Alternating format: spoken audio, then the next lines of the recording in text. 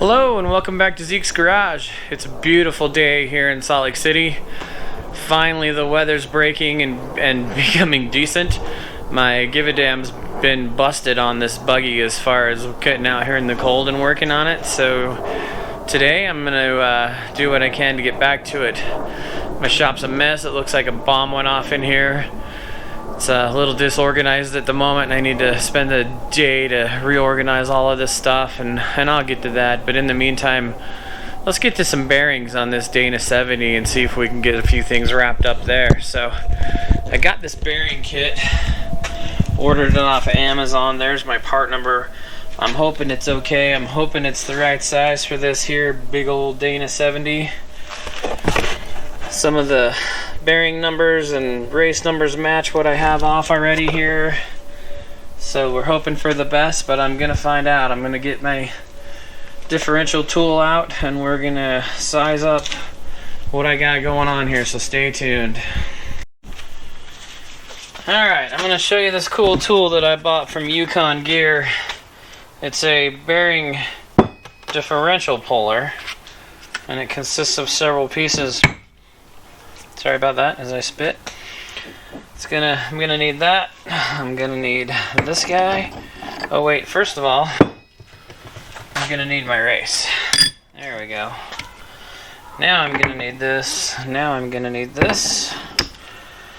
And then it comes with several different clamshell sizes for different sizes bearings. And I think I decided that this one was the one that fit best. Maybe not that way, but this way. Okay, that's the good one. So now I'm gonna run my spacer. See, this is kind of a spanner. I'm gonna run this up to where it's gonna fit tight.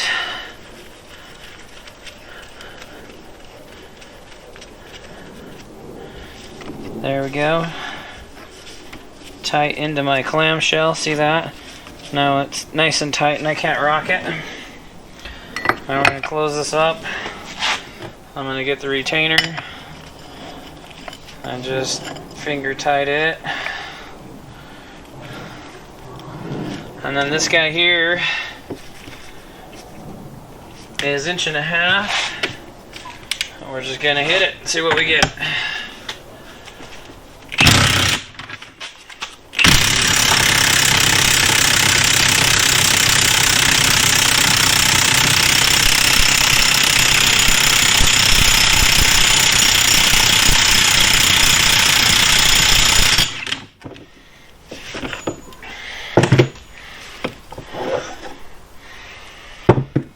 Okay, and just like that, she is off. And I'm doing this because I had terrible bearings and I need to know what my shims are here. So awesome. Now I'm all greasy. So just like that, I'll do this to the other side. We'll pull the other one and probably get some new ones pushed on here if they're the right bearings here. So we'll check that out next.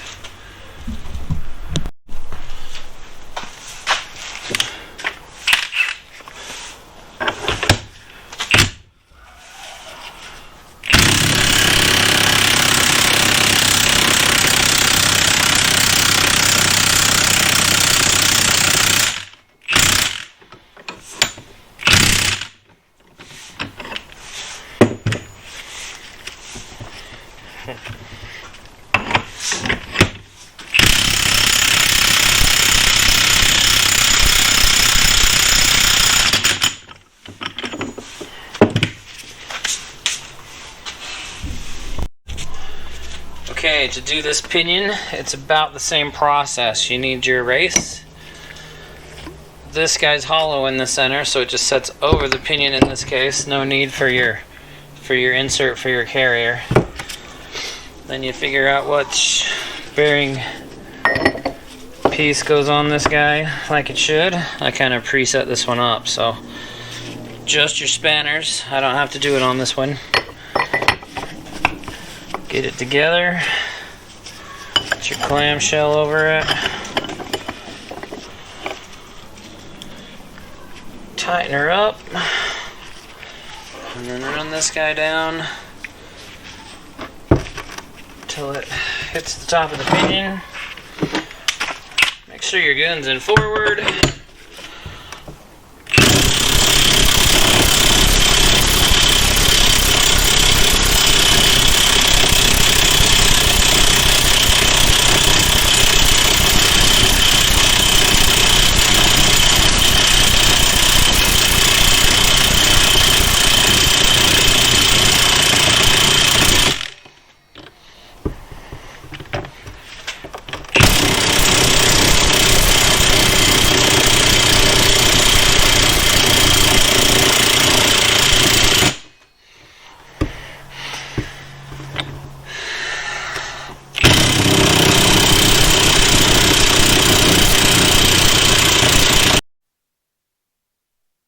Okay, this is my first time in a Dana 70, so I had no idea that pinion bearing surface was that long. That's crazy.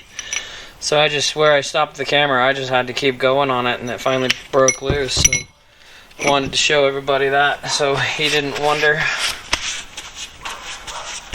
Okay, I'm going to begin the process of putting everything back together.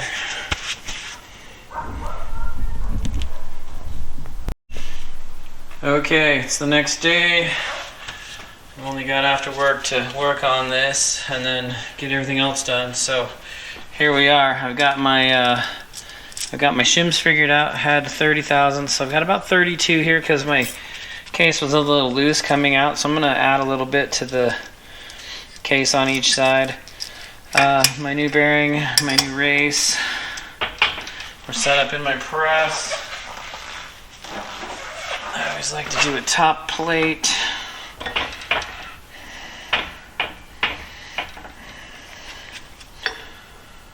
And then a socket or something to fill the void there. Okay. Get these case bearings put on.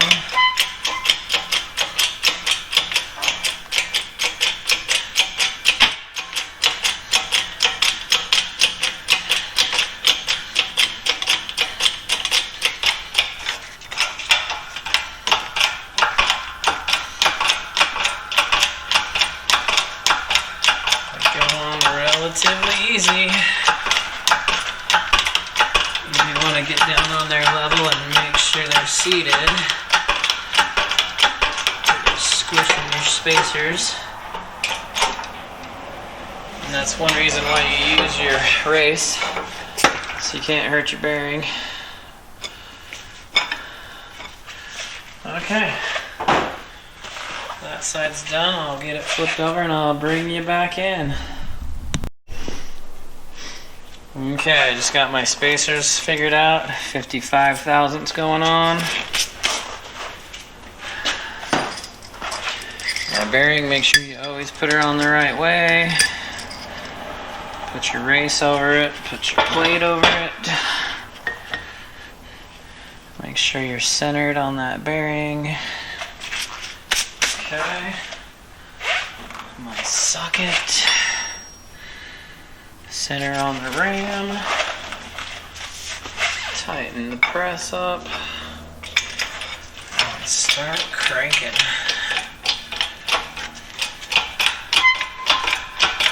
Just like that, she's going on super easy.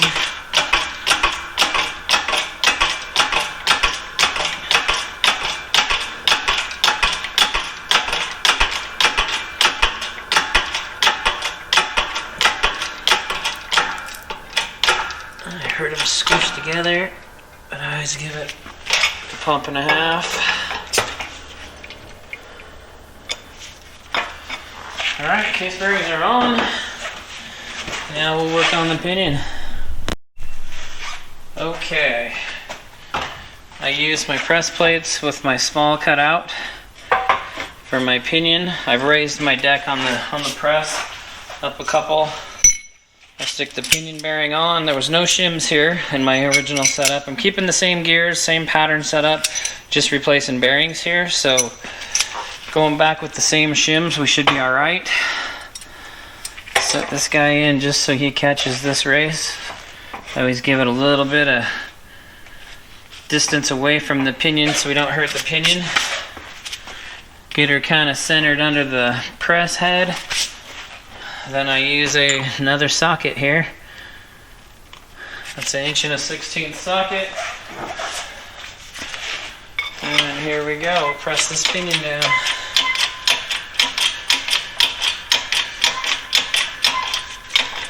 This is where air press would be way nice.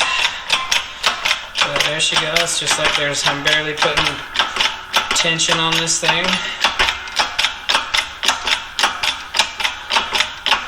I will buff the rust off these gears with my wire wheel before I put this back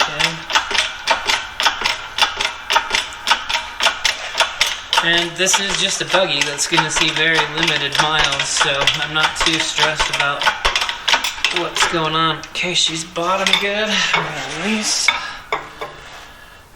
Maybe.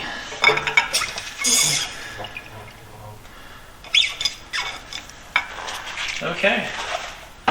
And that's how you press a pinion bearing.